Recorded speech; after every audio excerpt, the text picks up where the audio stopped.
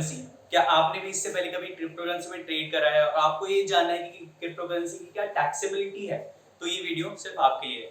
तो my name is Anuj Kumar and I welcome you all to official YouTube channel of Techsarch, जहां पे हम आपसे सभी तरह की फाइनेंशियल, लीगल, सेक्रेटरी और अपने फील्ड से जुड़ी काफी सारी अपडेट्स आपके साथ शेयर करते रहेंगे। So make sure you subscribe our channel and hit that bell icon so you don't miss out on any legal updates. तो आज की इस वीडियो में हम लोग बात करने वाले हैं क्रिप्टो करेंसी के ऊपर। क्रिप्टो करेंसी का इतना पॉपुलर हो गया है ना, कुछ टाइम से इतना हॉट टॉपिक बना हुआ है कि हमारे फाइनेंस बिल 2022 में उसके ऊपर एक स्पेसिफिक प्रोविजन लाना जरूरी समझा हमारे ऑनरेबल फाइनेंस मिनिस्टर ने। तो आज हम उसी के बारे में बात करने वाले हैं कि क्या टैक्स रेट है क्रिप्टो करेंसी के ऊपर, कौन लायबल है पेमेंट के लिए, और एक नया सेक्शन टीडीएस का इंसर्ट हुआ है 194S, तो हम उसके बारे में जानेंगे इस वीडियो में। तो इसी के साथ हम लोग स्टार्ट करते हैं वर्चुअल डिजिटल एसेट्स। तो हमारे जो एक्ट है, जो प्रोविजन बना हुआ है ना, उसमें क्रिप्टो करेंसी का वर्ड यूज नहीं हुआ है, ठीक है, वो टर्म नहीं है। जो हमारे लिए टर्म यूज हुई है वो है virtual digital asset, VDA, virtual digital asset, VDA. तो ये फाइनेंस बिल 2022 में आया था, तो उसकी एप्लीकेबिलिटी स्टार्ट होती है 1 अप्रैल 2022 से। तो इसके अंदर क्या क्या चीजें इंक्लूड होंगी,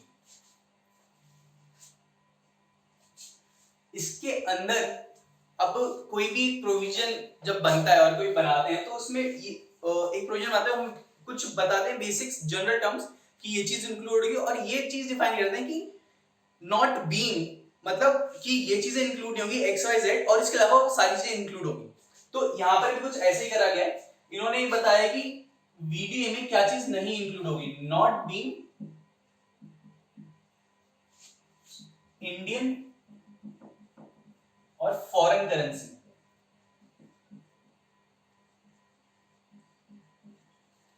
ठीक है, किसी भी तरीके का कोई भी कोड ये इंक्लूड नहीं होगा। इसके अलावा क्या क्या चीजें होंगी, कोड,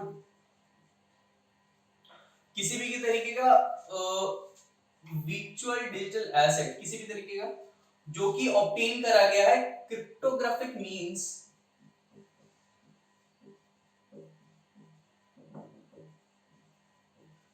एंड अदर्स। मतलब क्रिप्टोग्राफिक मींस से किसी और चीजों से कुछ भी कोई कोड बना है, किसी भी तरह का वर्चुअल डिजिटल एसेट बना है ना, वो चीजें यहाँ पर इंक्लूड होंगी। और क्या चीज इंक्लूड नहीं होगी, इंडियन करेंसी या फॉरेन करेंसी, ये वर्चुअल डिजिटल एसेट की डेफिनेशन में कवर नहीं होंगी।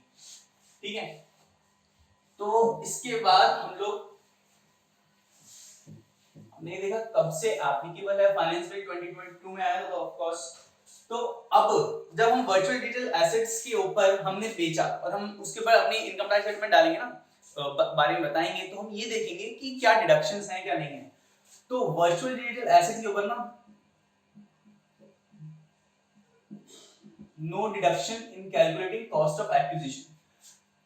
फॉर एग्जांपल मैं आपको समझाऊं, हम जब भी कोई कैपिटल एसेट, हम कैपिटल गेन निकालते हैं ना, हमने लैंड खरीदी, फिर उसके बाद हम उसको जब बेचेंगे, फॉर एग्जांपल मैंने 2010 में कोई लैंड खरीदी और 2020 में उसे बेचा, तो ये 10 इयर्स का ना इंडेक्सेशन बेनिफिट मिलता है उसमें।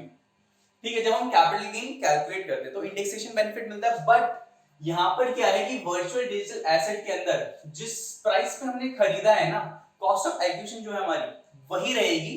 उसमें से अगर हमने कुछ खरीद तो एक्सपेंस भी करा है ना, वो आप डिडक्शन नहीं करते, कोई भी डिडक्शन नहीं मिलेगी, किसी भी तरह का इंडेक्सेशन नहीं मिलेगा, नो इंडेक्सेशन। ठीक है, और क्या चीज है, मतलब इंडेक्सेशन नहीं मिलेगा, आपको डिडक्शन नहीं मिलेगी, और अगर आपने कोई वर्चुअल डिजिटल एसेट बेचा है और आपको लॉस हुआ है उस केस में, तो आपको नो सेट ऑफ, मतलब आप वो किसी और हेड की इनकम से सेट ऑफ भी नहीं कर सकते।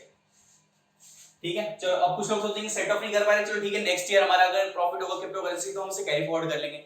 ऐसा भी नहीं है, क्योंकि लॉ में ये भी लिखा हुआ है कि no carry forward of losses. मतलब आप ना डिडक्शन ले सकते हैं, ना इंडेक्सेशन बेनिफिट, ना सेट ऑफ कर सकते हैं, ना उसको कैरी फॉरवर्ड कर सकते हैं। ठीक है, तो ये चीजें हैं वर्चुअल डिजिटल एसेट्स के लिए। तो इसके अलावा अगर हम देखें कि आपको मान लीजिए राम श्याम दो लोग हैं, दोस्त हैं, कोई भी वर्चुअल डिजिटल एसेट अगर राम ने ट्रांसफर करी है ना शाम को, तो उस पर टैक्स के लिए लायबल कौन होगा? तो लॉ में साफ साफ लिखा हुआ है कि लायबल होगा रेसिपिएंट। मतलब कि इस केस में शाम को टैक्स पे करना पड़ेगा जिसने कि उसे वर्चुअल डिजिटल एसेट्स मिली है। ठीक है, तो यहां पर लायबल होगा शाम, क्योंकि लॉ में लिखा हुआ है कि अगर गिफ्ट भी करा है, गिफ्टिंग के केस में अगर राम ने गिफ्ट कर दी अपनी कोई डिजिटल एसेट शाम को, तो उस पर शाम टैक्स पे करेगा। ठीक है, डजंट मैटर कि कंसिडरेशन है क्या है, ये तो गिफ्ट का केस है फिलहाल, तो इसमें तो ऑफ कोर्स विदाउट कंसिडरेशन ही होगा, किसी ने गिफ्ट दिया तो रेसिपिएंट टैक्स पे करेगा। रेसिपिएंट इज लायबल टू पे टैक्स वर्चुअल डिजिटल एसेट। ठीक है, तो इसके अलावा हमारे फाइनेंस बिल 2022 में एक सेक्शन और आया 194S, जो स्पेसिफिकली सिर्फ वर्चुअल डिजिटल एसेट्स के ट्रांजैक्शंस पे आया। तो इसमें क्या कहते हैं कि अगर कि जो भी पर्सन, एनी पर्सन जो भी पेमेंट कर रहा है किसको, इंडियन रेसिडेंट को, वो लायबल है 8% टीडीएस काटेगा वो। ये 194S में है। इसके अलावा इसकी थोड़ी डिटेल चर्चा भी करेंगे अभी हम कि कैसे कैसे कोई ब्रोकर है तो वो कैसे टैक्स काटेगा, कोई ब्रोकर नहीं है तो वो कैसे टैक्स काटेगा क्रिप्टो करेंसी का। ठीक है, तो कोई भी पर्सन इंडियन रेसिडेंट को पेमेंट कर रहा है तो वो 1% टीडीएस डिडक्ट करेगा उसमें और वो गवर्नमेंट को जमा कराएगा। किस सेक्शन में? 194S में। अब 194S के कुछ एसेंशियल एलिमेंट्स भी हम लोग देख लेते हैं। तो एसेंशियल एलिमेंट्स हम लोग देखें कि टीडीएस कब काटेगा। टीडीएस की जो थ्रेशोल्ड लिमिट है ना वो है 50,000 in case of specified person. मतलब कुछ लोग जो स्पेसिफाइड है ना उनके लिए है, अदरवाइज इट इज 10,000 डिफॉल्ट, मतलब बाकी लोगों के लिए। ठीक है, अगर वो स्पेसिफाइड नहीं है या फिर नॉन स्पेसिफाइड कह सकते हैं इसे। ठीक है, तो अगर आपने ट्रांजैक्शन करी है 10,000 से ऊपर, आपको उस पर टीडीएस डिडक्ट करना पड़ेगा। ठीक है, अगर वही 50,000 की लिमिट किनके लिए स्पेसिफाइड पर्सन, और स्पेसिफाइड कौन है? HUF and individuals. इनको भी कुछ कंडीशंस हैं, वो कंडीशंस सेटिस्फाई करनी पड़ेगी, उसके बाद ये 10,000 के लिए उन पे एप्लीकेबल है। इन कंडीशंस के लिए इस पे हमने एक प्रॉपर आर्टिकल भी बनाया हुआ है जिसका लिंक आपको इस वीडियो के डिस्क्रिप्शन में मिल जाएगा। आप वो पूरा आर्टिकल पढ़ सकते हैं, आपको वहां पर सारी डिटेल में मिलेंगी, सारी चीजें स्पेसिफाइड क्या क्या पर्सन, कौन कौन से पर्सन है, क्या क्या कंडीशंस हैं और बहुत कुछ, पूरा सेक्शन डिटेल में। ठीक है, तो ये है इसकी थ्रेशोल्ड लिमिट इस 194S की। तो अभी तक हम लोग ने बात की टीडीएस क्या डिडक्ट होगा, वर्चुअल एसेट में क्या क्या चीजें होंगी। अभी तो हमने टैक्स रेट नहीं बताया कि वीडियो पे कितना टैक्स रेट है इस बार। 30% प्लस सरचार्ज एंड सेस। तो ये टैक्स रेट है कि आप कोई भी वीडियो में वर्चुअल डिजिटल एसेट्स में ट्रांजैक्ट करते हैं उससे होने वाली किसी भी तरह की इनकम को आपको सीधा फ्लैट रेट 30% पे टैक्स करके टैक्स जमा करना पड़ेगा। और अगर लॉस होगा तो आपको पता ही है, इसमें वीडियो मैंने पहले भी बात करी है कि डिडक्शन नहीं मिलेगी, कैरी फॉरवर्ड नहीं होगा, सेट ऑफ नहीं होगा, ये सारी चीजें। तो अभी तक हमने सारी चीजें हमने डिस्कवर कर ली हैं, और डिस्कवर कर ली मतलब सारी चीजें पता कर ली हैं कि वीडियो क्या होता है, डेफिनेशन में क्या आता है, टैक्स रेट कितना है, टीडीएस रेट कितना है, कौन कौन एप्लीकेबल है, क्या स्पेसिफिक कंडीशंस हैं। तो अब सीबीडीटी ने कुछ गाइडलाइंस दी हैं जो कि इंपॉर्टेंट है 194S की इंप्लीमेंटेशन के लिए। तो मेरे पास है, मैं आपको ये चीज समझा देता हूँ कि क्या क्या चीजें हैं। तो इसमें बेसिकली 3 पॉइंट है। अगर हम फर्स्ट पॉइंट देखें ना, तो जहां पर ट्रेडर मतलब ट्रेड हो रही है और ब्रोकर इज सेलर, मतलब trade there broker is a seller, मतलब ब्रोकर ही बेच रहा है वीडीए। तो अब टीडीएस कौन काटेगा, टैक्स कौन विदहेल्ड करेगा और जमा कराएगा गवर्नमेंट को। ठीक है, तो अब जो एक्सचेंज क्रेडिट कर रहा है पेमेंट सेलर को, ठीक है, जो एक्सचेंज पैसा दे रहा है ना सेलर को, उसकी रिस्पॉन्सिबिलिटी बनती है यहां पे कि वो टैक्स विदहेल्ड करे और गवर्नमेंट को जमा करे। ठीक है, तो यहां रिस्पॉन्सिबिलिटी उसकी बनती है। अब हम दूसरा केस देखेंगे कि trade where broker is not a seller. ठीक है, अब जब ब्रोकर सेलर नहीं है तो किसकी रिस्पॉन्सिबिलिटी बनती है? तो ब्रोकर का अग्रीमेंट होना चाहिए रिटर्न कि वो रिस्पॉन्सिबिलिटी ले रहा है टैक्स जमा कराने की।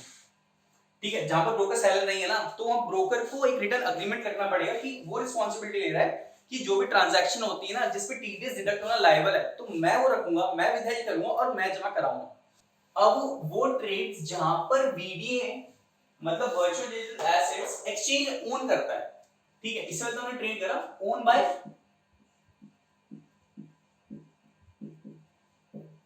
एक्सचेंज।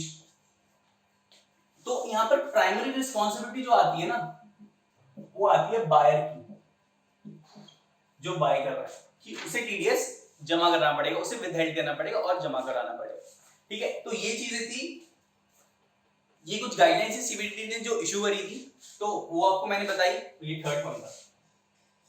ठीक है, तो अब इसके बाद एक छोटा सा पॉइंट कि अगर मान लीजिए कि इससे पहले भी तो बहुत लोग कर रहे थे ना क्रिप्टो करेंसी में या किसी वर्चुअल डिजिटल एसेट में ट्रांजैक्शन, तो कौन लायबल था, कब से टीडीएस कटेगा, क्या नहीं कटेगा। तो इस चीज की क्लैरिफिकेशन भी सीबीडीटी ने दे रखी है अपने सर्कुलर में।